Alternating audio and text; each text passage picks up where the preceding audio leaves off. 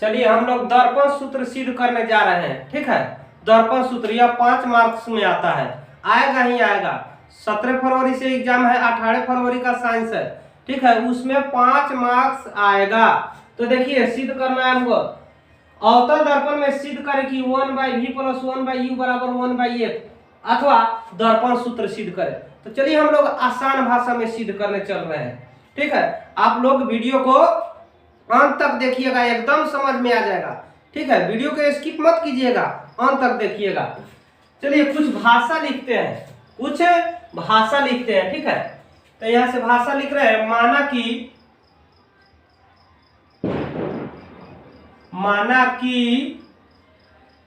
M कोई अवतल दर्पण है। माना कि एम कोई अवतल दर्पण है। क्या है? अवतल दर्पण है।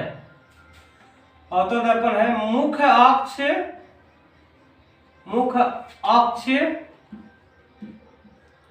के समांतर, मुख्य अक्ष के समांतर आ रही मुख्य अक्ष के समांतर आ रही प्रकाश की किरणें, मुख्य अक्ष के समांतर आ रही प्रकाश की किरणें दर्पण के परावर्तन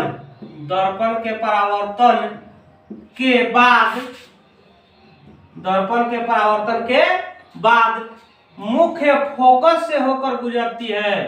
परावर्तन के बाद मुख्य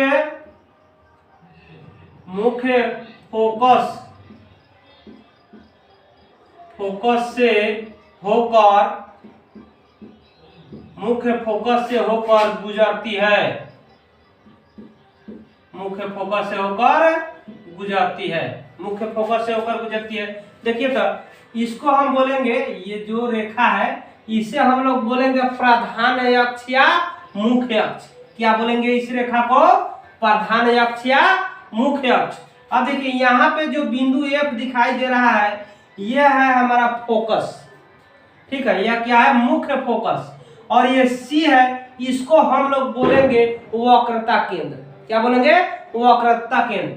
आज जो यहाँ है ये वस्तु है, वो ये क्या है? वस्तु है। यहाँ से हम प्रकाश की किरण भेजे और टकरा कर सीधे लौट गया मुख्य फोकस से होते हुए। ठीक, और दूसरी प्रकाश की किरण भेज रहे हैं और टकरा कर उसी माध्यम से वापस लौट गया। तो जब ये प्रकाश और ये प्रकाश दोनों टकराएगा, वहीं पे हमारा प्रतिबिंब बनेगा। देखिए यहाँ पर BI हमारा वास्तविक प्रतिबिंब बना। क्या बना? वास्तविक प्रतिबिंब। थोड़ा और भाषा लिखेंगे, और दूसरी प्रकाश की किरण लिखेंगे यहाँ पे। दूसरी प्रकाश की किरण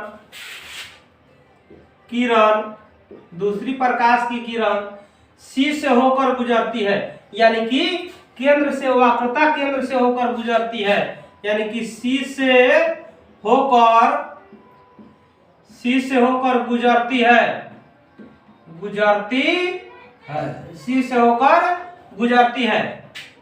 C से होकर गुजरती है और उसी माध्यम से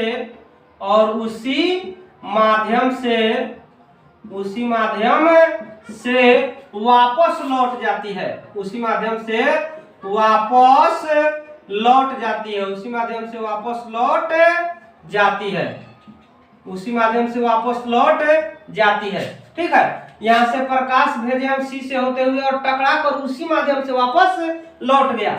तो वहीं लिखे हैं दूसरी प्रकाश की किरण C से होकर गुजरती है और उसी माध्यम से वापस लौट जाती है, जिसके फलस्वरूप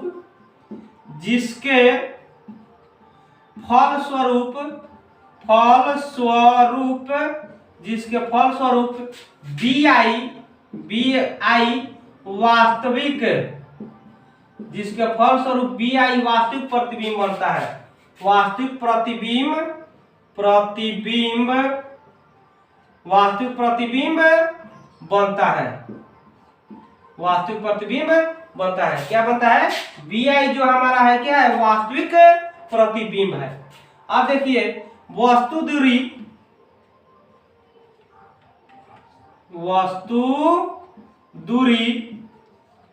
U, फोकस दूरी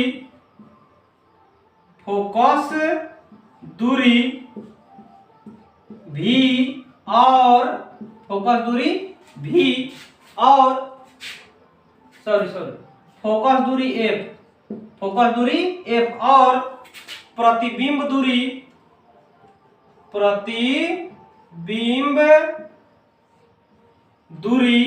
भी है। प्रतिबिंब दूरी भी है। ठीक है, क्या है? प्रतिबिंब दूरी भी है। आप देखिए यहाँ पे थोड़ा समझ लीजिए। देखिए कोई भी दूरी, क्या दर्पण हो या लेंस हो, कोई भी दूरी हम कहां से मापेंगे? यहां से। दर्पण है तो इसे हम बोलेंगे ध्रुव। कोई भी दूरी हम लोग ध्रुव से मापेंगे। तो देखिए P लंब से लेके और उसके बाद F तक, इसे हम लोग कहेंगे फोकस दूरी। क्या कहेंगे? फोकस दूरी। देखिए यहाँ पे फोकस दूरी P से F तक, फोकस दूरी F। ठीक, फोकस दूरी। उसके बाद प्रतिबिंब हमारा कहाँ बना है? यहाँ पे BI प्रतिबिंब बना है। तब P से लेकर B तक, P लंब से लेके B तक प्रतिबिंब दूरी यानी कि V का काम प्रतिबिंब दूरी यानी कि V। कहां से कहां तक? P से लेके B तक। प्रतिबिंब में कहीं बनल बा, तब P से लेके B तक प्रतिबिंब दूरी। अब है हो गया वक्रता केंद्र। ठीक, तब P लंब से लेके C तक, तब P लंब से लेके C तक के दूरी के हमनी वक्रता त्रिज्या कहम। एकरा के R द्वारा सूचित करम। ठीक, तो का करम? R द्वारा सूचित करम। ओकरा बाद P लंब से लेके वस्तु दूरी तक ना, P लंब से लेके वस्तु दूरी तक कथि कहम? U। वस्तु दूरी तक कथि कहम? U। एकरा के U सूचित कर ले। ठीक, उसके बाद देखिए, लेकिन एक बात ध्यान में जरूर रखिएगा कि ये अवतल दर्पण है। कौन सा दर्पण है? अवतल दर्पण है। तो ये ध्रुव के इधर के जितना भी है सब चीज हमारा निगेटिव होगा, यानी कि माइनस में होगा। क्या होगा? माइनस में होगा। देखिए यहाँ F का भी मान माइनस में होगा, उसके बाद V का मान माइनस में होगा, R का मान माइनस में होगा और U तो हमेशा माइनस में रहता ही है। ठीक है, तो अवतल दर्पण में याद रखिएगा कि जो टोटल चीज क्या होता है? माइनस में होता है। लेकिन एक स्थिति है, स्थिति हम पढ़ाए थे, जो छठा स्थिति है ध्रुव और फोकस के बीच जब हम लोग वस्तु रखेंगे उस समय प्रतिबिंब कहाँ बनेगा? दर्पण के पीछे। जब दर्पण के पीछे बनेगा तो उसमें प्रतिबिंब दूरी जो होगा वह क्या होगा? प्लस में होगा। ठीक है, वह प्लस में हो जाएगा। तो यहाँ पे तो उधर नहीं बन रहा है, इधर ही बन रहा है, तो माइनस में ही होगा सब। ठीक है, तो चलिए देखते हैं। तो देखिए ये में हमको दिखाई दे रहा है त्रिभुज OAC। ध्यान दीजिएगा OAC और उसके बाद BIC, इसी दोनों में है त्रिभुज में OAC और BIC। एगो है में छोटका में एगो बड़का में। समझ में आवत बा? OAC BIC। तो चलिए यहां से अब त्रिभुज OAC तथा त्रिभुज BIC में BIC में अब देखिए, अब यहां भी 90 डिग्री और यहां भी 90 डिग्री, तो कोण O बराबर कोण B 90 डिग्री। एगो कोणवा बराबर हो गया, इहो 90 डिग्री से इहो 90 डिग्री से ना। अब देखिए ना, हई हो जाएगा समूह कोण C बराबर कोण C। क्या हो जाएगा? कोण C बराबर कोण C। कौना नियम से? समूह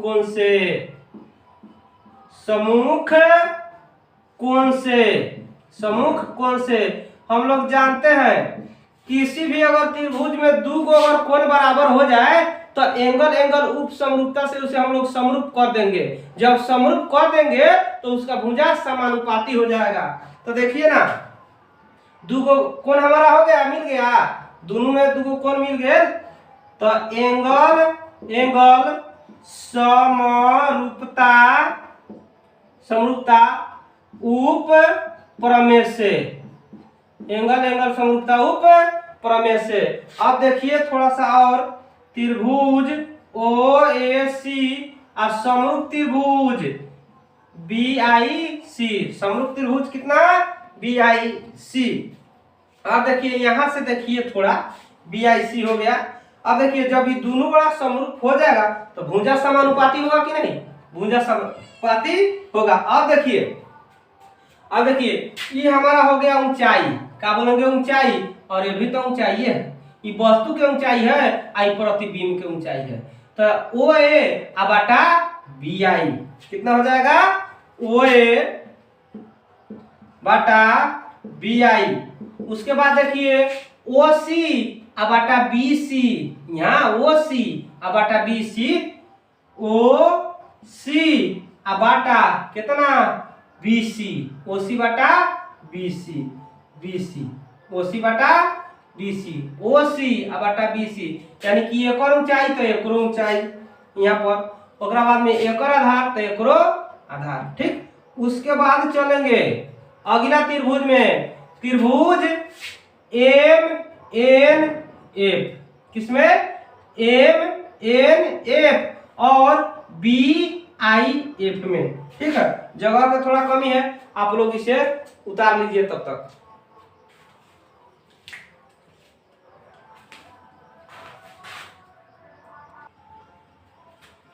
उसके बाद देखिए इसे हम लोग समीकरण 1 मान लिए, कितना मान लिए, समीकरण 1। अब चलते हैं त्रिभुज, त्रिभुज चलते हैं एफ एम एन एफ और बी आई एफ में, है छोटका में है बड़का में, ठीक है। लेकिन सबसे पहले थोड़ा सा लिखेंगे भाषा, है एनपी को हम लोग द्वारक मानेंगे, क्या मानेंगे, द्वारक, इसे नगण्य माना जाता है। तो यहाँ पे लिख देते हैं, अतः एनपी द्वारक को, एनपी द्वारक को नगण्य माना जाता है, नगण्य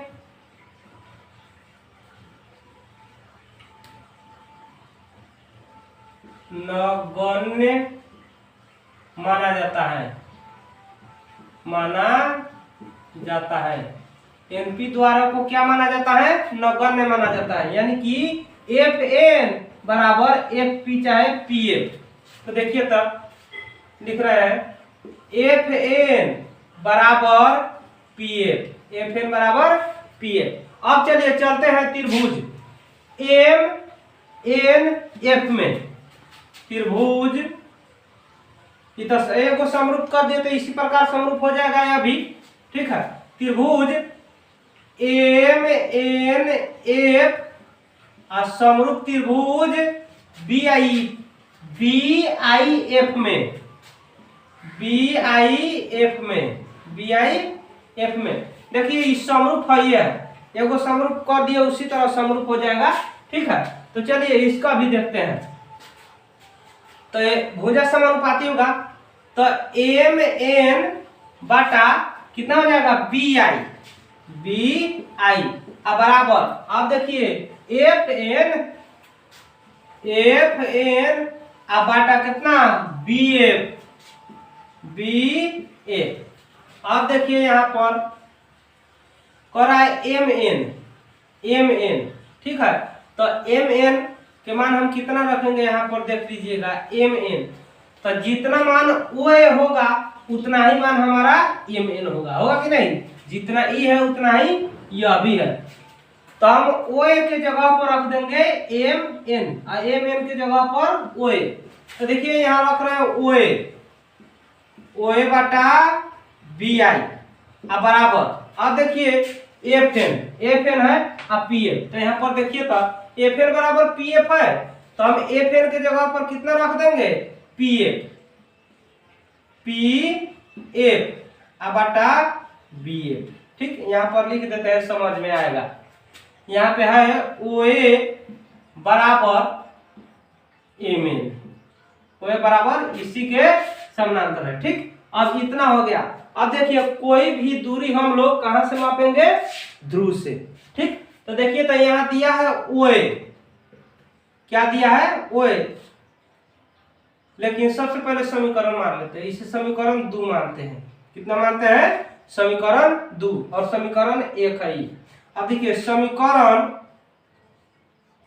1 और 2 से, समीकरण 1 और 2 से, अब देखिए ना, यहां भी उतना ही, यहां भी उतना ही, ये दोनों गुणा कट जाएगा। ठीक है, अब बच जाएगा PF बटा BF बराबर कितना?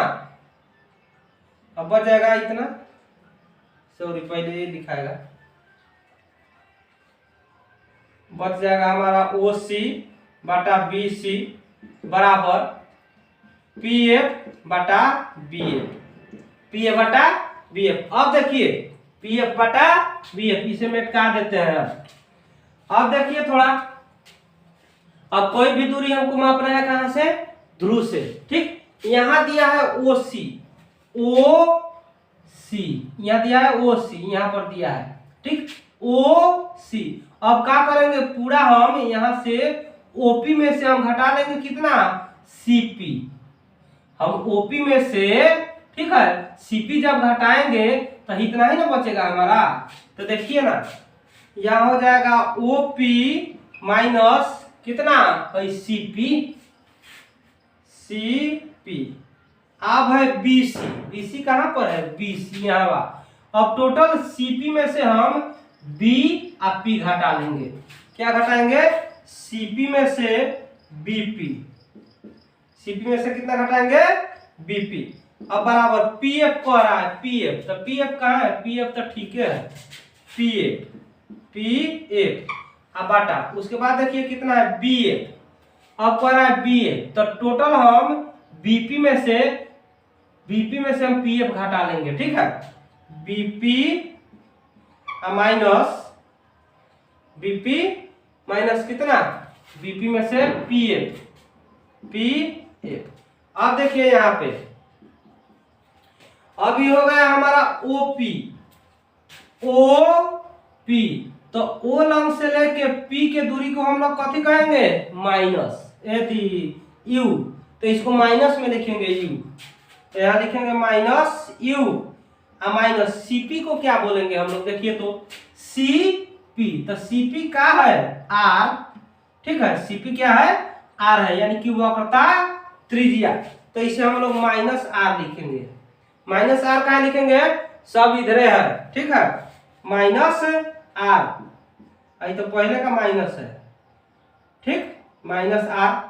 उसके बाद देखिए बाटा, फिर CP के जगह पर कितना लिखेंगे? माइनस R, और माइनस BP के जगह पर कितना लिखेंगे? BP। तो BP कितना है हमारा? V है, माइनस V। अब बराबर PF कितना है? F होगा। ठीक है, माइनस F होगा यहाँ फोकस दूरी। उसके बाद देखिए BP, तो B और P कितना है? माइनस V होगा। कितना होगा? माइनस V, और माइनस PF होगा F है। ठीक है, अब यहां से थोड़ा देखिए, अब इसको हम माइनस U लिखते हैं, माइनस U। अब देखिए, अब यहाँ पे माइनस माइनस प्लस हो जाएगा, प्लस R बाटा। अब देखिए माइनस R तो ये है, उसके बाद माइनस माइनस प्लस भी हो जाएगा, अब बराबर ये माइनस F है। उसके बाद देखिए ये माइनस V, और उसके बाद माइनस माइनस प्लस F। अब देखिए R बराबर फॉर्मूला होता है 2F। R बराबर क्या होता है? 2F माइनस U, इसको हम लिख देंगे 2F, इसको भी R की जगह पर हम 2F लिख देंगे, माइनस 2F प्लस V बराबर। अब देखिए माइनस F बटा कितना हो जाएगा? Minus V plus F। अब यहाँ से देखिए थोड़ा हम लोग क्रॉस मल्टीप्लिकेशन करेंगे, इससे इसमें गुना। तो देखिए माइनस U से माइनस V में गुना कर रहे हैं, माइनस U से माइनस V में, तो कितना हो जाएगा? माइनस माइनस प्लस यू अभी, और फिर माइनस यू से गुना करेंगे हम एफ में, तो कितना हो जाएगा माइनस यू एफ, ठीक। और फिर हम 2f से गुना करेंगे माइनस भी में, तो माइनस कितना हो जाएगा 2f भी, और फिर इससे गुना करेंगे हम लोग 2f से f में, तो प्लस 2f स्क्वायर। अब देखिए बराबर, अब इससे हम लोग गुना करेंगे तो माइनस माइनस प्लस हो जाएगा बराबर 2f स्क्वायर। अब देखिए फिर इससे भी गुना करेंगे तो माइनस कितना हो जाएगा एफ भी। अब देखिए ये तो कट जाएगा बराबर में, ठीक है। अब देखिए यहाँ पे यू भी minus U F minus 2f भी, और उसको खींच लीजिए इधर तो प्लस में हो जाएगा, माइनस में है तो प्लस में बराबर इधर आएगा, तो f भी बराबर 0 हो जाएगा। उसके बाद अब देखिए यू भी माइनस यू एफ है घटेगा, तो 2 में से एगो घटेगा तो माइनस 1 गुण आएगा बराबर 0, ठीक है। उसके बाद देखिए अब इसको मेटका देते हैं, ठीक है। इसको क्या करते हैं मेटका देते हैं यहाँ से, अब यहाँ पर बना देते हैं इसको मेटका करके। अब देखिए यहाँ पर, यहाँ से देखिए अब इसको भेज देंगे उधर, ठीक है, इसको भेज देंगे। यहाँ पे बच गया कितना यू भी माइनस यू एफ बराबर, माइनस में है तो प्लस में एफ भी। अब दोनों तरफ